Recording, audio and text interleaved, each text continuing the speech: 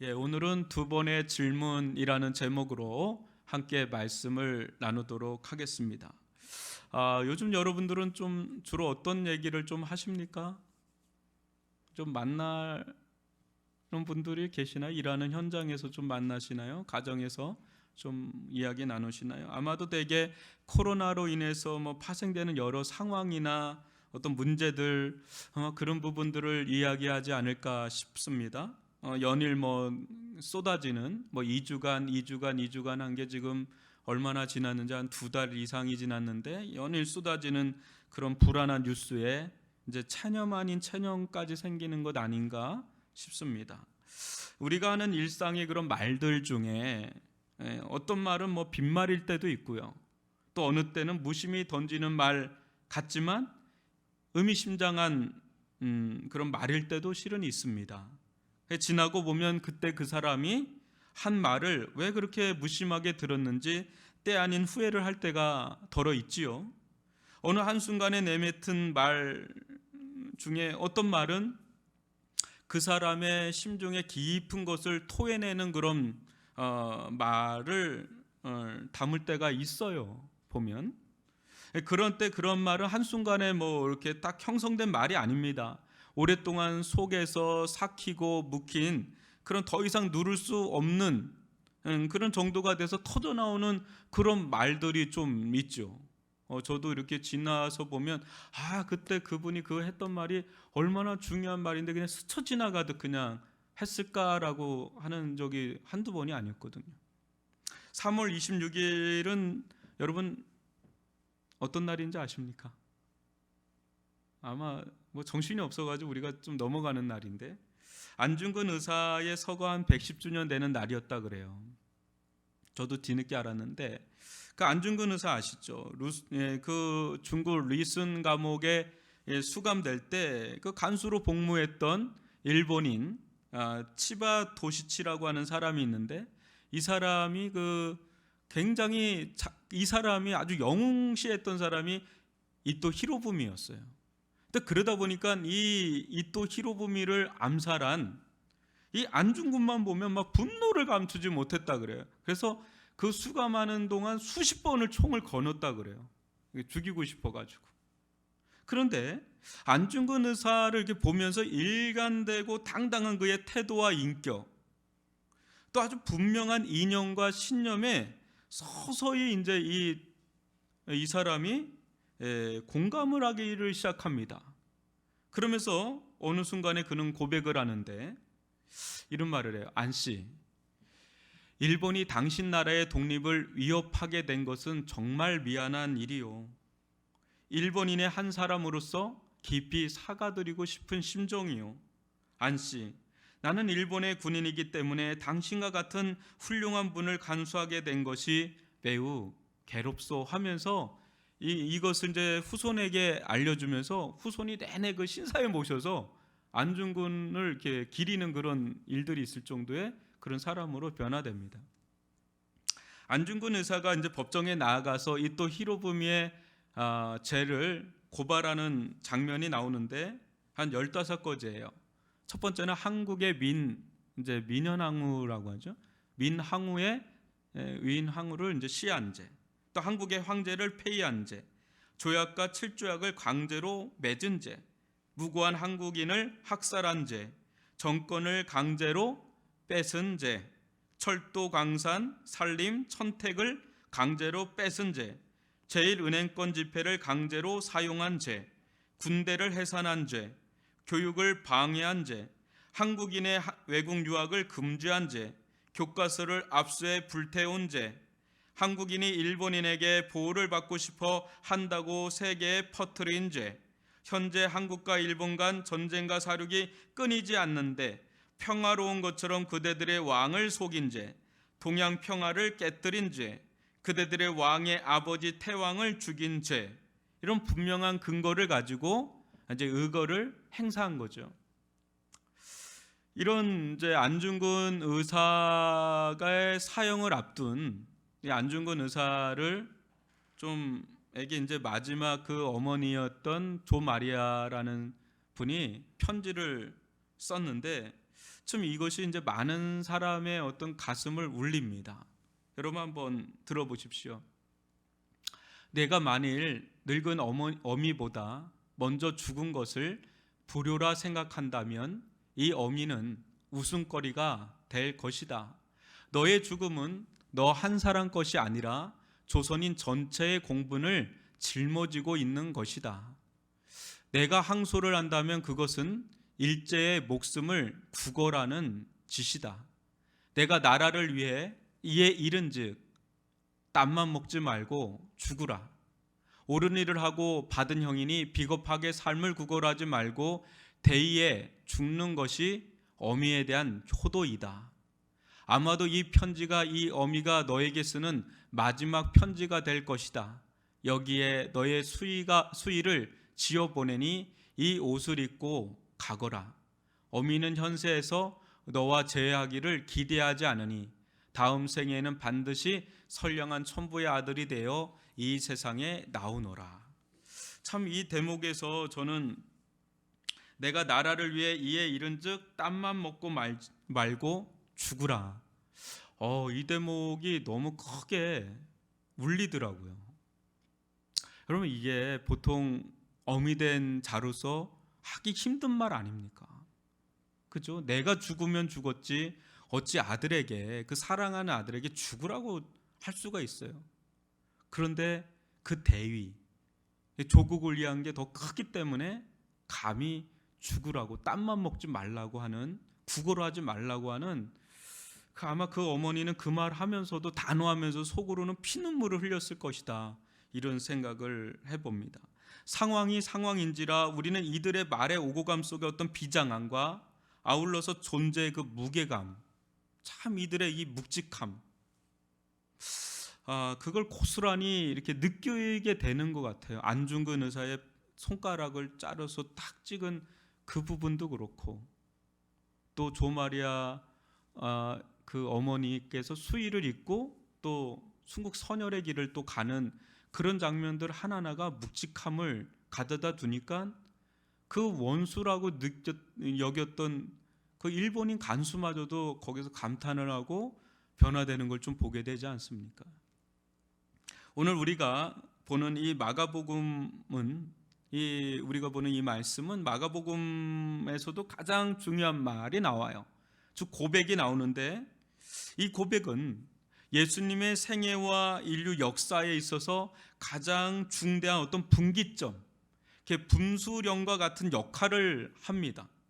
실상 이 대목은요, 우리 한 사람 한 사람의 인생을 양 갈래로 가로지르는 그런 지점이면서, 또 예수님의 이 두 번의 질문 속에 실은 세상과 제자들은 하나가 되든지 나뉘게 되든지, 정말 세상과 제자의 그룹이 나뉘게 되든지, 또 예수님 안으로 들어가는 것인지 예수님 바깥에 머물게 되든지, 그 모든 것을 결정짓는 단 하나의 고백이 있다면 오늘 나오는 이 고백이다라는 것을 보게 되는데요, 이 고백의 의미가 무엇인지 오늘 깨닫는 영적 개안의 역사가 일어나길 바라고, 이 고백에 우리의 존재와 우리의 삶이 실릴 수 있기를 주님의 이름으로 축원합니다.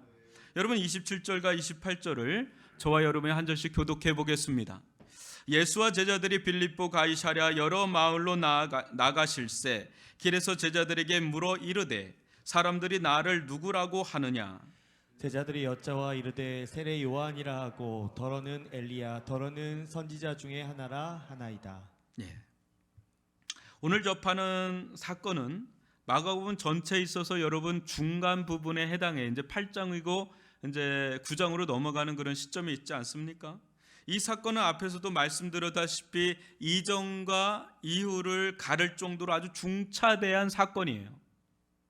근데 이 사건의 배경이 되는 곳이 유독 중요한데요. 오늘 어디입니까? 여러분 27절을 보면 어디로 나와 있습니까? 공교롭게도 빌립보 가이사랴 여러 마을. 빌립보 가이사랴는 지난주에 살펴봤던 벳세다로부터 정북 쪽에, 북쪽에 40km 떨어진 지역입니다. 이 지명의 이름을 좀 더 풀면 빌립의 가이사랴라는 데예요. 빌립의 가이사랴. 다시 말하면 이 지역은 유대 분봉왕이었던 빌립과 로마 황제인 가이사 아구수도의 이름이 결합된 도시입니다. 그래서 빌립의 가이사라, 빌립보 가이사라 이렇게 된 거예요. 당시 로마의 지배 아래 있던 그런 식민지 소왕들이 있었잖아요. 그 소왕들은 황제의 환심을 사고자 황제의 이름을 딴 도시들을 건설해서 바치는 관행이 있었습니다. 이때 당시 로마는 거대한 제국을 형성함과 동시에 황제를 신격화하는 작업을 병행합니다.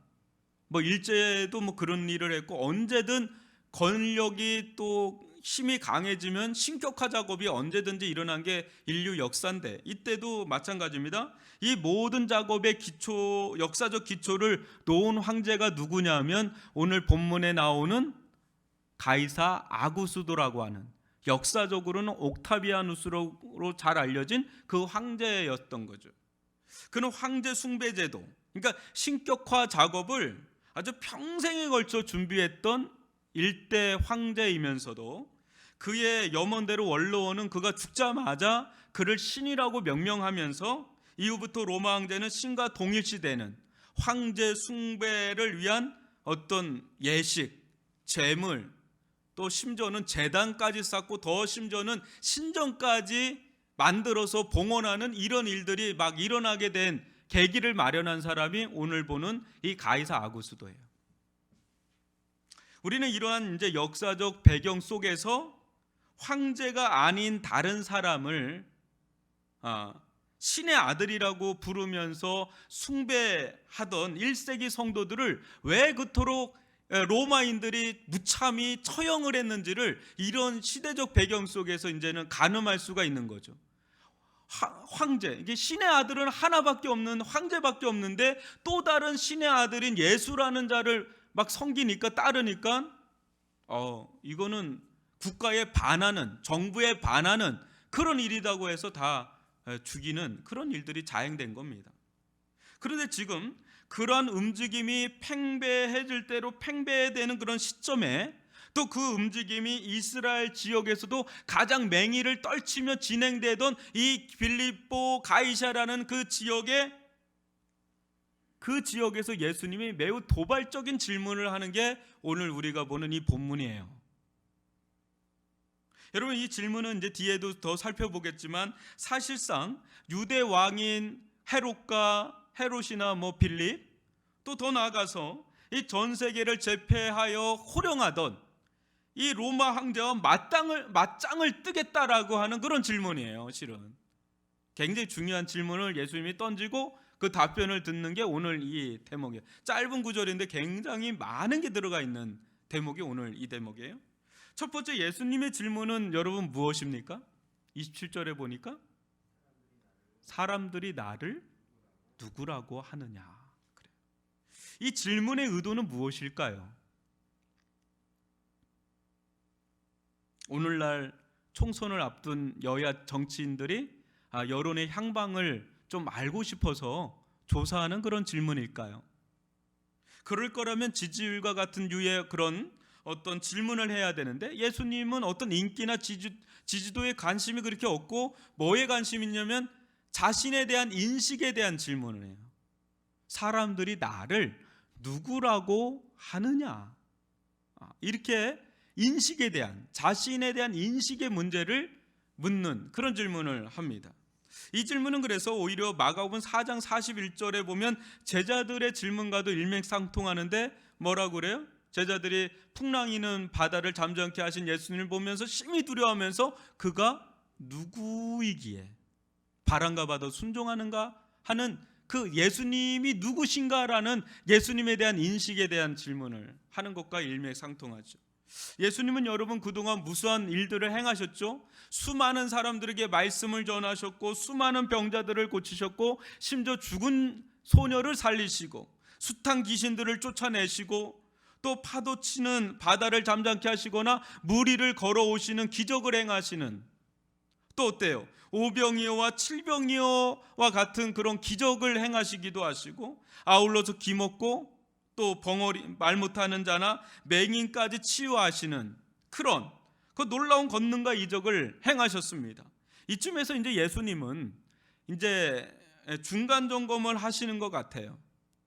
이런 일들을 계속해서 보고 바라보면서 이 대중들은 나를 어떤 자로 인식하고 있는지 한번 좀 듣고 싶었던 것이죠. 이는 마치 지난주에 여러분 살펴봤던 이 맹인에게 한 첫 번째 질문, 뭐죠? 무엇이 보이느냐? 처럼 지금까지 행한 말씀과 사역 또 사건들을 통해서 예수 당신에게서 무엇을 보느냐? 사람들이 예수 자기에게서 무엇을 보느냐? 이렇게 질문하는 것 같습니다. 이때 제자들은 더러는 세례 요한이라 하는 이도 있고요, 더러는 엘리야라 하는 이도 있고요, 더러는 그 선지자 중 하나라 하는 이도 있나이다, 이렇게 보고를 합니다. 여러분도 아시다시피 세례 요한, 또 엘리야, 또 모세와 같은 선지자, 이들은 모두 어떤 자들이었습니까? 여러분, 이스라엘 역사에서 가장 탁월했던 하나님의 사람들의 대명사죠. 지금 빌립보 가이사랴 지역에서 이런 말을 듣는다는 것은 예수님에게 있어서 어떻게 보면 황홀한 성과 아닐까요? 여러분, 역사적으로 이 대단한 사람들과 급을 같이 할 정도의 고백을 듣고 있으니까 얼마나 대단한 일입니까? 여러분, 세례 요한이 어떤 자인지 한번 요한복음 1장 19절로 22절을 한번 저와 여러분이 교독해 보겠습니다. 유대인들이 예루살렘에서 제장들과 레인들을 요한에게 보내어 내가 누구냐 물을 때 요한의 증언이 이러하니라. 요한이 드러내어 말하고 숨기지 아니하니 드러내어 하는 말이 나는 그리스도가 아니라 한데, 또 묻되 그러면 누구냐? 내가 엘리야냐? 이르되 나는 아니라. 또 묻되 내가 그 선지자냐? 대답하되 아니라. 또 말하되 누구냐? 우리를 보낸 이들에게 대답하게 하라. 너는 내게 대하여 무엇이라 하느냐? 여러분, 예수님 당시에 유대인들 사이에서는 로마 식민지 하에서 시달리면서 크게 세 가지 열망이 있었어요. 크게. 첫 번째가 뭐냐면 메시아 열망 사상이 있었어요. 오리라고 하시는 그 메시아가 올 것이다 그런 막 열망이 막 아주 절정에 달아 있을 때가 예수님 당시에요. 또 하나는 엘리야라고 하는 선지자가 올 것이다라는 엘리야 열망 사상도 또 한 축에 있었습니다. 또 한축에서는 모세와 같은 그 선지자가 또 올 것이다라는 이런 또 사상이 있었는데, 지금 세례 요한이 어떤 자예요? 세례 요한은 이 세 부류가 다 세례 요한이 그런 사람이 아닌가 할 정도의 주목을 받고 있었던 사람. 어떤 사람은 세례 요한이 그리스도가 아닌가? 어떤 사람은 세례 요한이 엘리야가 아닌가? 어떤 사람은 세례 요한이 모세와 같은 그 선지자가 아닌가 할 정도의 탁월했던 사람이 세례 요한입니다. 이 정도 되면 세례 요한이 어느 정도의 그 대중의 인식 속에 있는지를 알게 되죠. 근데 엘리야 열망 사상을 여러분 한번 보시면 열왕기하 2장 11절인데요. 한번 읽어볼까요? 시작. 두 사람이 길을 가며 말하더니 불수레와 불말들이 두 사람을 갈라놓고 엘리야가 해오리 바람으로 하늘로 올라가더라. 죽음을 경험하지 않고 하늘로 올라갔기 때문에 이 엘리야가 다시금 올 거라는 기대감이 있었어요. 그도 그럴 것이. 말라기서 4장 5절 6절을 교독해 보겠습니다. 보라, 여호와의 크고 두려운 날이 이르기 전에 내가 선지자 엘리야를 너희에게 보내리니. 그가 아버지의 마음을 자녀에게로 돌이키게 하고 자녀들의 마음을 그들의 아버지에게로 돌이키게 하리라. 돌이키지 아니하면 두렵건대 내가 와서 저주로 그 땅을 칠까 하노라 하시니라. 예, 이제 이런 말씀까지도 있었기 때문에 엘리야를 보낸다고 하셨기 때문에 이런 기대감이 있었던 거예요.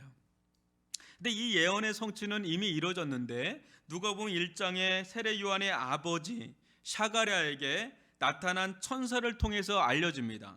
여러분 누가복음 1장 17절 한번 보세요. 그가 또 엘리야의 심령과 능력으로 주 앞에 먼저 와서 아버지의 마음을 자식에게 거스르는 자를 의인의 슬게 돌아오게 하고 주를 위하여 세운 백성을 준비하리라 할 때 그는 누굴까요? 주 앞에 먼저 온 그는 누굴까요? 세례 요한입니다. 그가 엘리야의 심령과 능력으로 그런 일들을 한다는 거예요. 준비하는 작업을 한다는 거예요. 그러니까 이미 성취된 겁니다. 세례 요한을 통해서 엘리야에 대한 열망 사상이 이제 성취가 된 거예요. 또 아울러서 모세와 같은 선지자는 신명기 18장 15절인데요. 같이 한번 읽어봅시다. 내 하나님 여호와께서 너희 가운데 내 형제 중에서 너를 위하여 나와 같은 선지자 하나를 일으키리니 너희는 그의 말을 들을지어다. 너희는 그의 말을 들을지어다. 어디서 많이 들어봤죠? 변화산에서 하나님께서 강림하시면서 너희는 그의 말을 들으라 할 때 예수 그분을 가리키죠. 근데 이 이제 모세와 같은 선지자가 일어날 거다라는 것은 바로 이 대목에서 기인하고 있는 거예요. 그렇다면 메시아 열망 사상 그건 어디서 기인하냐면 사무엘하 7장 12, 13절을 저와 여러분이 교독해 보겠습니다. 내 수완이 차서 내 조상들과 함께 누울 때에 내가 내 몸에서 내 씨를 내 뒤에 세워 그의 나라를 견고하게 하리라. 그는 내 이름을 위하여 집을 건축할 것이요 나는 그의 나라 왕위를 영원히 견고하게 하리라. 예, 이런 대목을 통해서 이 다윗과 같은 위대한 왕이 일어날 것이고 이런 위대한 왕이 올 때 로마 식민지로부터 자신들이 구원받을 거라고 하는 지극히 정치적인 메시아에 대한 그런 열망이 막 있었습니다. 이때 당시에. 또 이사야서 9장 6절과 7절인데요. 여기도 한번 교독해 보겠습니다. 이는 한 아기가 우리에게 낳고 한 아들을 우리에게 주신 바 되었는데 그의 어깨에는 정사를 메었고 그의 이름은 기묘자라 모사라 전능하신 하나님이라 영존하시는 아버지라 평강의 왕이라 할 것임이니라. 그 정사와 평강의 더함이 무궁하며 또 다윗의 왕자와 그의 나라에 군림하여 그 나라를 굳게 세우고 지금 이후로 영원히 정의와 공의로 그것을 보존하실 것이라. 만군의 여호와의 열심히 이를 이루시리라. 예, 이러한 이제 왕에 대한 메시아에 대한 예언들이 있었기 때문에 이들은 이런 위대한 왕이 올 것이고 이 위대한 왕은 군사력을 가지고 정치력을 가져서 온 세상을 제패하면서 영원한 나라로 이스라엘이 일어날 것이다. 이런 기대감 속에 메시아를 열망하는 그런 게 있었죠. 근데 지금 예수님은 그런 메시아급은 아니어도 뭐예요?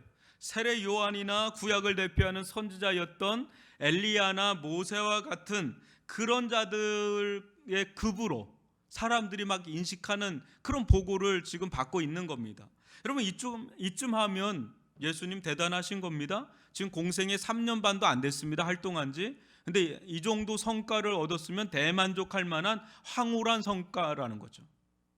그리고 이쯤 되면 어느 정도의 파워가 있어요. 굉장히 많은 사람들이 따르고 있는 맨파워가 있기 때문에 이스라엘 당국이나 종교에 큰 충격을 가할 수 있는 그런 힘을 가지고 있는 그런 상황이니까 그야말로 예수님에게는 만족스러울 만한 그런 상황입니다. 그것도 지금 빌립보 가이사라라는 데서 이런 말을 들으니까 예수님 든든할 수도 있는 상황이에요. 그런데 예수님은 여기서 멈추지를 않습니다. 오늘 두 번의 질문 중 진짜 질문인 두 번째의 질문을 예수님은 하십니다. 여러분 29절로 30절을 다 같이 한번 읽어볼까요? 시작. 또 물으시되 너희는 나를 누구라 하느냐? 베드로가 대답하여 이르되 주는 그리스도 신이이다 하며 이에 자기의 일을 아무에게도 말하지 말라 경고하시고 너희는 나를 누구라 하느냐? 그렇다면 너희는 사람들이 그런 얘기를 하는데 그렇다면 너희는 나를 누구라 하느냐? 대중이 무엇이라 하는지는 현재 예수님께는 그리 중요하지 않습니다. 지금 현재 정말 답변을 듣고 싶은 자들은 무리가 아닌 함께 동고동락하는 지근거리에서 함께 했던 제자들이었던 거죠. 이 질문은 마치 맹인에게 한 번 더 안수하자 25절처럼 그가 주목하여 보더니 나아서 모든 것을 밝히 보는지라 한 것처럼 영적 개안의 역사가 일어나서 정말 예수가 어떤 분이신지 그 실체를 본 자들만이 할 수 있는 그 고백, 지금 그것을 예수님은 듣고 싶었던 거예요. 누구에게요? 무리가 아니라 제자들에게서. 정말 한 번, 두 번에 걸쳐서 눈이 떠진 맹인처럼 한 번, 두 번에 걸친 질문을 통해서 정말 제자들, 그토록 깨달으라고 외쳤던 제자들이 정말 예수님이 원하는 답변을 하기를 원하는 마음에서 이 질문을 던진 거예요. 실은 무리에 대한 질문이 진짜가 아니라 이 두 번째 질문이 진짜 하고 싶었던 질문이에요. 너희는 나를 누구라고 하느냐? 그때 베드로가 완벽한 답을 하죠. 뭐라고 하죠? 주는 그리스도 신이다. 여기서 마태복음은 주는 그리스도시요 살아계신 하나님의 아들이십니다라고 하는 완벽한 100점의 정답을 외칩니다. 사랑하는 성도 여러분, 여러분은 지금 베드로가 한 이 고백이 얼마나 중요한 고백인지 아실 겁니다. 이 고백은 한 인생의 운명을 가르는 고백이요, 더 나아가서 인류의 역사를 가르는 고백이기도 합니다. 이 고백을 따라서 한 인생도 달라지고 한 나라도 달라지고 역사 자체가 A, B, C로 완전히 나눠지게 되는 아주 중요한 고백이 바로 지금 베드로의 이 고백이에요. 또 우리의 인생 가운데 이 고백이 들어갈 때 우리의 인생은 완전 전과 후가 달라지는 그런 가로지르는 그런 중대한 시점에 있는 게 이 고백이단 말이죠. 여기서 예수는요, 이 베드로의 고백 속에서 예수는 더 이상 제가 아무리 탁월한 선지자라 해도 넘을 수 없는 선을 넘는 고백이 베드로의 고백 속에 나타나 있어요. 뭡니까? 이 그리스도, 헬라어로는 그리스도예요. 히브리어는 뭐예요? 메시아. 원뜻은 기름 부음을 받은 자라고 하는, 한마디로 이것은 왕대심의 고백입니다. 주대심의 고백이에요. 그런데 여기서 왕과 주대심은 당시 이스라엘 사람들이 생각했던 정치적인 어떤 군사적인 파워가 있는 그런 왕이 아니라 그걸 넘어서요. 뭐예요?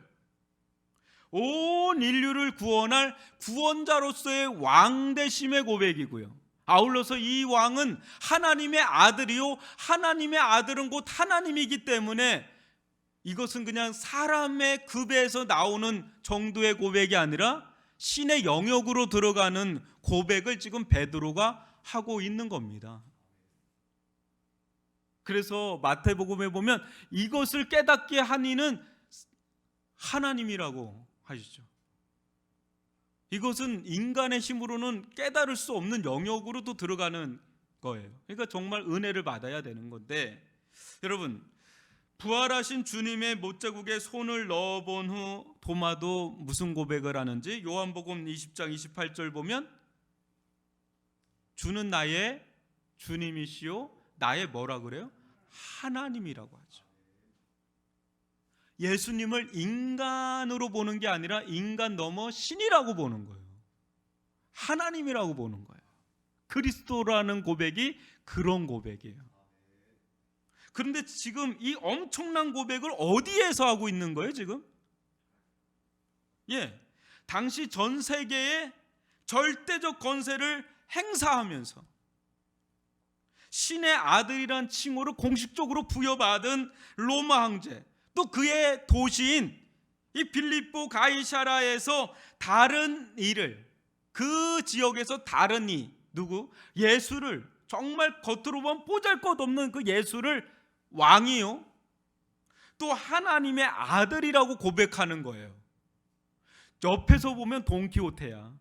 우스꽝스럽게 이런 말할 수 없어. 그 휘황찬란한 황제와 예수를 어찌 비교할 수 있겠어요? 겉으로 세상적인 눈으로 보면. 그런데 지금 베드로는 그 앞에서 주는 그리스도십니다라는 고백을 하고 있는 거예요. 이 고백을 조금 더 여러분들에게 리얼하게 다가오게 하기 위해서 굳이 오늘날로 좀 표현한다면 코로나가 지금 한참이지 않습니까? 뭐 교회가 뭐 하면 뭐 댓글이 어마무시하게 달리는데 그 여러분 인터넷 한복판에서 여러분이 자신의 사진과 자신의 이름을 내걸고 나는 그리스도인입니다, 나는 국가를 존중하나 나의 주님은 오직 예수 그리스도이십니다라고 딱 커밍 아웃 하는 것과 같다면 같을까요? 그 정도면 어떤 느낌인지 좀 감이 오시나요? 지금 빌립보 가이사랴에 라는 도시 한복판에서 이 고백을 한다는 게 그런 고백이에요. 지금 이 마가복음을 최초로 전달받은 자들은 1세기 로마 성도들입니다. 지금 마가는 누구를 대상으로 마가복음을 썼냐면 1세기 카타쿰에 있는 그런 성도들에게 이걸 쓰고 있는 거예요. 근데 이 사람들이 이거를 마가복음을 전달받았고 읽어 내려가면서 이 대목에 와서는 어떤 느낌을 받았을까요? 주는 그리스도, 가이사랴 빌립보라는 데서 이 고백을 하는 걸 딱 들었을 때 이들은 어떤 느낌을 받았을까요? 제가 볼 때 굉장히 위로가 됐을 것 같아요. 그리고 용기를 얻었을 것 같아요. 그런데 여러분, 이 로마 성도들도요, 얼마 전까지만 해도 어떤 자들이었어요? 얼마 전까지만 해도 로마 황제가 신이라고 여기면서 살던 자들이었잖아요. 아닌가요? 그랬던 자들이었잖아요.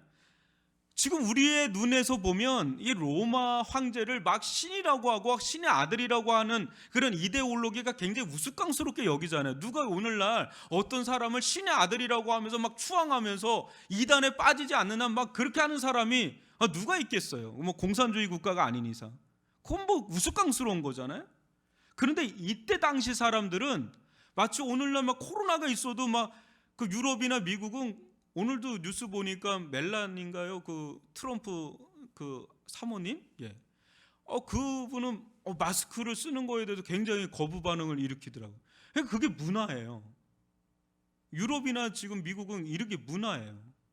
근데 이때 당시 1세기 때만 해도 문화 자체가 그냥 로마 황제는 그냥 신인 거예요. 그들에게.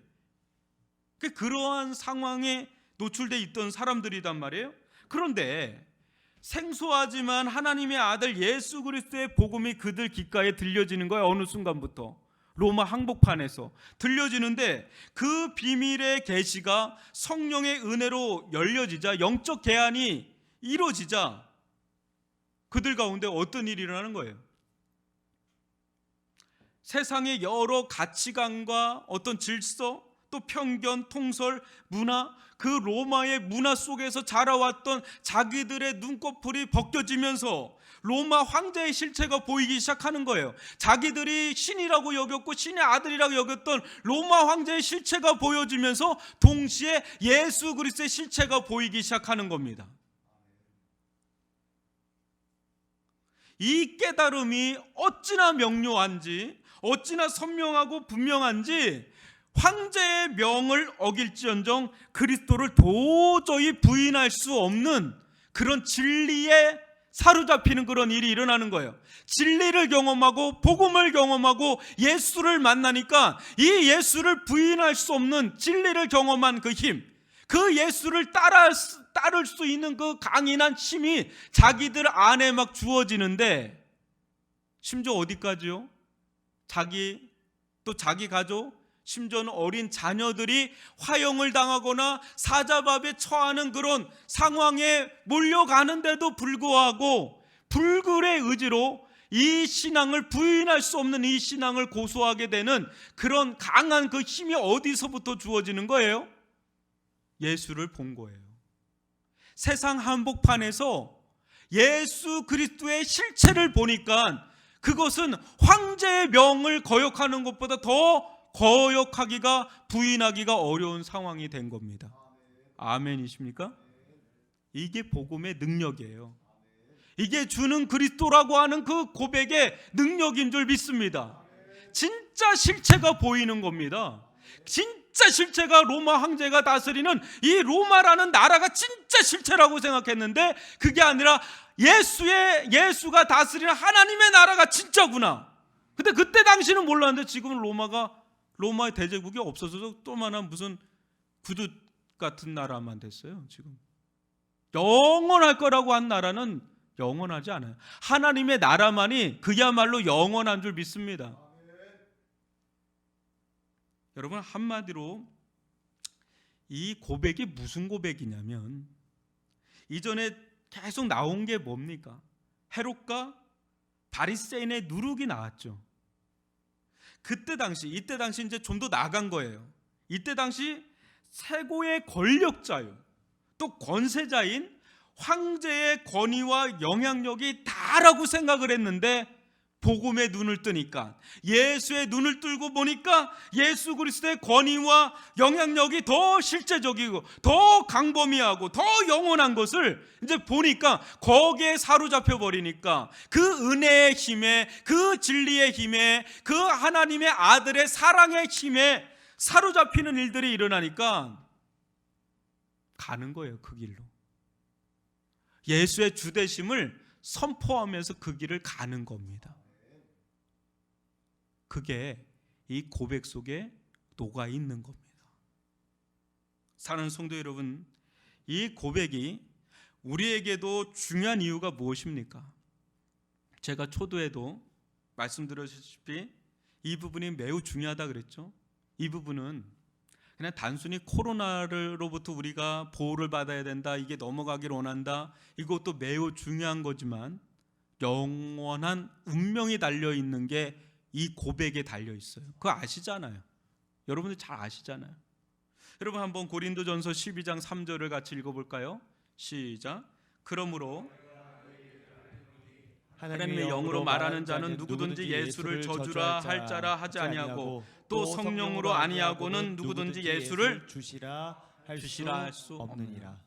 여러분, 그거 아십니까? 성령의 역사가 아니고서는 어느 누구라도 예수를 주요, 그리스도요, 하나님의 아들이라 할 수가 없습니다.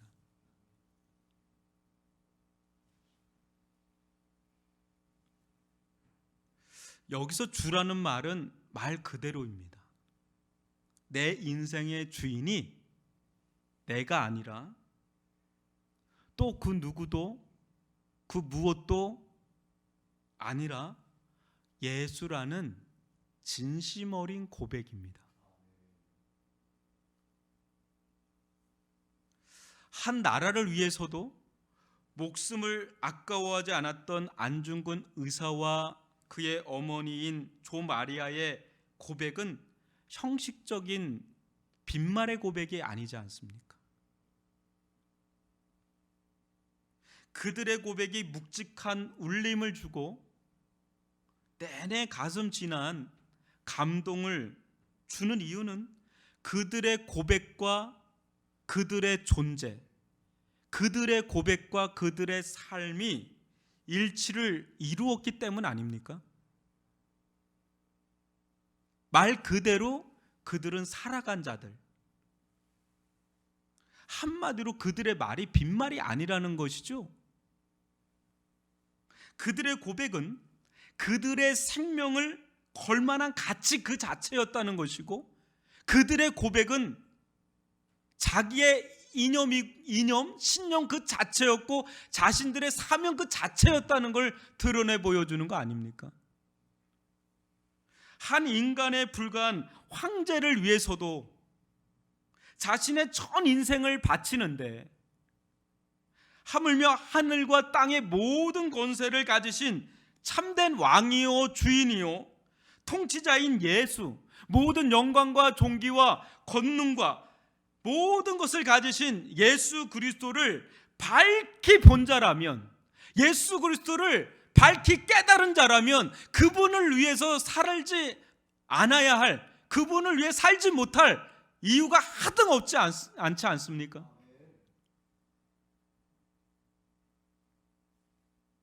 만약 말로는 예수를 주라 하면서 실제적인 삶 자체는 예수의 주되심을 인정하지 않는 자라면, 다시 한번 주님의 질문 앞에 서서 답변을 해야 될 것입니다. 너는 나를 누구라 하느냐라는 거죠. 정말 너에게 있어 나는 어떤 자냐? 누구냐? 나에게 너는 내 생명을 다 주기까지 전부인데 너에게 있어 나란 존재는 어느 위치에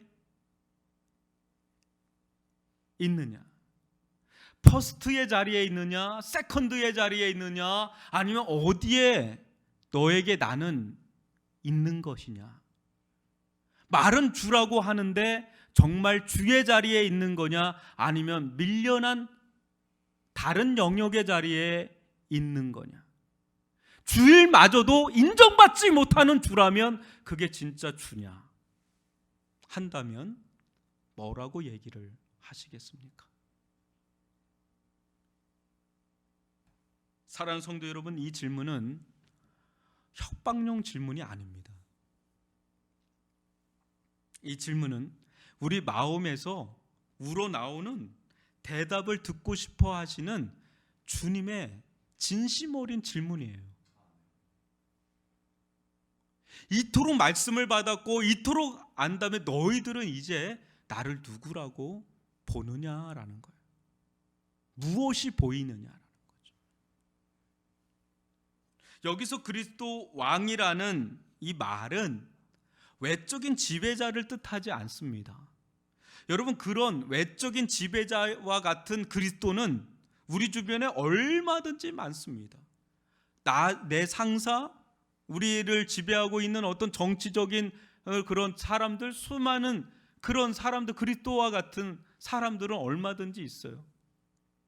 진정한 왕은 언제나 마음에서 우러나온 경애와 경배, 또 사랑의 순복을 불러일으켜야만 하지 않습니까? 또 협박과 강압, 또 억지가 아닌 언제나 자원하는 마음과 그렇게 하고 싶어서 따라갈 만한 그런 왕이 진짜 왕 아닙니까? 진정 그렇게 지배하는 자에게 우리는 기꺼이 사랑하는 마음을 담아서 심지어 죽기까지 따르게 되는 거 아닙니까? 문제는 무엇입니까? 문제는 예수를 우리가 알고 있는데 문제는 무엇입니까? 그분을 주로 받아들이는 주체가 그분에게 있나 아니면 나에게 있나, 여기서 실은 문제가 일어납니다. 무슨 말이냐면 대부분의 사람은 여전히 자신이 주가 돼서 아직도 예수와 줄다리기를 하는 자들이 참 많습니다. 예수가 자신에게 확 끌려오듯 마음에 들면 거래하듯 딜하듯 예수를 따르겠다고 하는데, 예수가 자기 구미에 맞지 않는, 자기 구미에 맞는 일을 해주지 않으면, 지금 내 문제는 이거가 문제고 이게 문제고 이런 문제가 해결되면 예수님을 따르겠습니다 하는데 이 문제가 해결이 안 되네? 그러면 약간 보류를 하는 거예요. 보류를 하는 거예요. 말은 주라고 하는데 보류를 하는 거예요. 그러나 여러분, 예수님은 사랑의 구주시지만 우리 기호에 따라서 이리 끌려다니고 저리 끌려다니듯 하는 그런 분이 아니세요.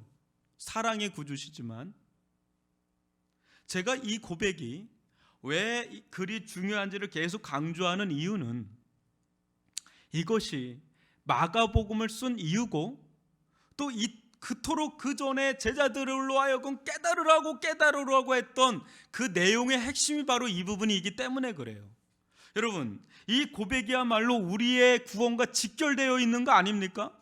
우리에게 있어서 여러분, 왜 그 수많은 사람들이 신천지에 빠지겠어요? 처음부터 내가 신천지에 빠지겠다고 해서 빠지는 사람이 누가 있어요? 구원 받으려고 거기 빠지는 거예요. 구원이 그렇게 중요한 겁니다. 근데 구원을 가로지르는 지점이 바로 이 지점이에요. 이 고백입니다. 그래서 이 부분이 매우 중요해서 예수님이 중간 점검하듯 너희는 나를 누구라고 하느냐, 이렇게 질문을 던지시는 거예요.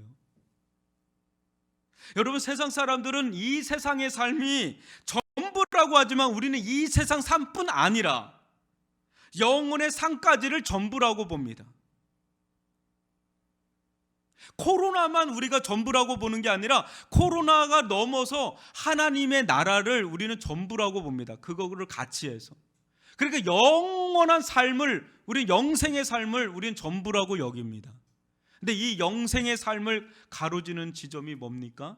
여러분 다시 한번 로마서 10장 9절로 10절을 같이 한번 읽어볼까요? 시작. 네가 만일 내 입으로 예수를 주라 시인하며 또 하나님께서 그를 죽은 자 가운데서 살리신 것을 내 마음에 믿으면 구원을 받으리라. 사람이 마음으로 믿어 의에 이르고 입으로 시인하여 구원에 이르느니라. 저는요 이 부분을 정말 가볍게 생각했거든요. 예수를 주라고 시인한다 하면 되겠구나. 되게 기뻤어요.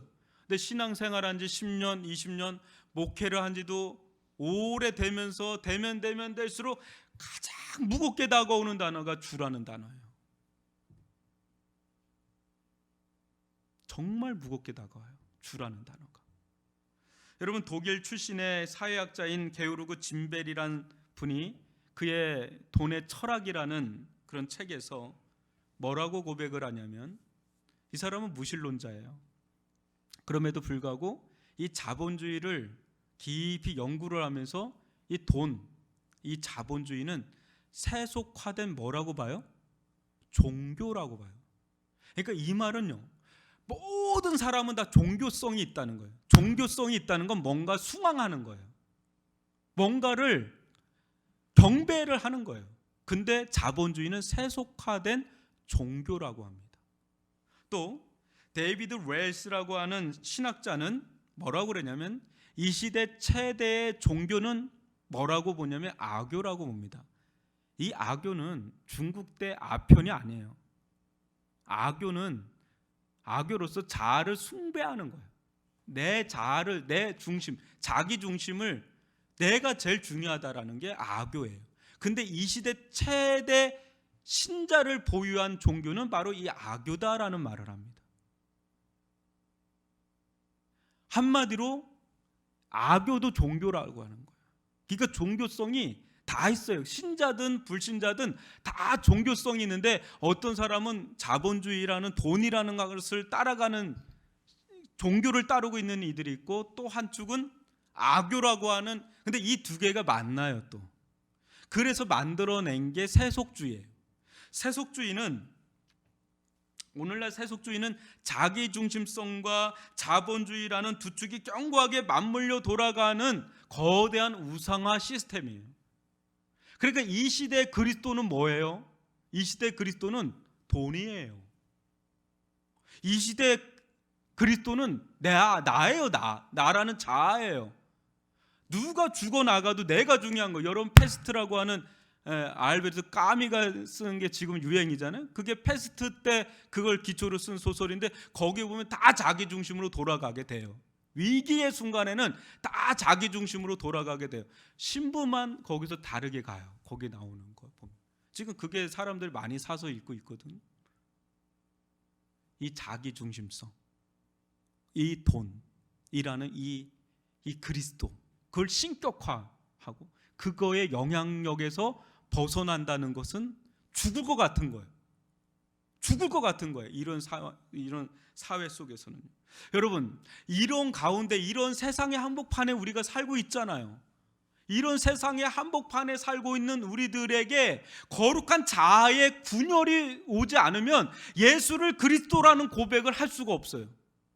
왜? 우리의 자아도 우리도 거기에 다 녹아 있기 때문에 우리의 인생 가운데 어느 순간에 이 복음이 능력 있게, 이 성령의 능력을 따라서 이 복음, 하나님의 말씀이 우리의 자아의 거룩한 균열을 이루지 않는 한 예수를 그리스도이시요 살아계신 하나님의 아들이라는 고백을 할 수가 없다는 거예요. 우리도 그 속에 살던 자인데 어느 순간에 우리들 가운데 복음이 들려지고 복음의 능력이 나타나면서 성령의 능력으로 말미암아 진정한 그리스도는 오직 예수 그리스도라는 것에 대한 영적인 개안의 역사가 일어나야, 하늘문이 열려져야, 드디어 그것이 깨달아져야, 진리가 깨달아져야 비로소 이 고백을 하게 되고 이 길을 가는 우리의 입술로만의 고백이 아니라 우리의 삶과 존재로서 그 길을 가게 되는 묵직한 울림을 주는 그 길을 갈 수 있는 자들이 되어진다는 거예요. 그렇지 않고서는 뭐가 이런 얘기가 오고 뭐가 이런 얘기가 오면 막 흔들려 버리는, 알곡과 가라지가 막 갈라지는 그런 지점에 우리가 와 있는 건 아닌가라는 생각을 해봅니다.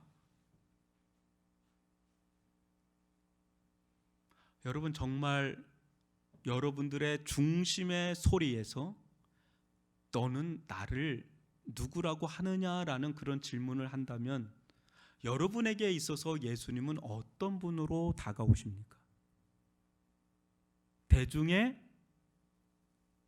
말과 같은 수준인지, 아니면 선지자 중 정도로 좋은 4대 성인 중에 한 분인지, 아니면 정말 그분은 하나님의 아들, 하나님 그분 자신이 되시고 나의 진정한 주가 되시고 그리스도가 되시고 왕이 되시는지를 한번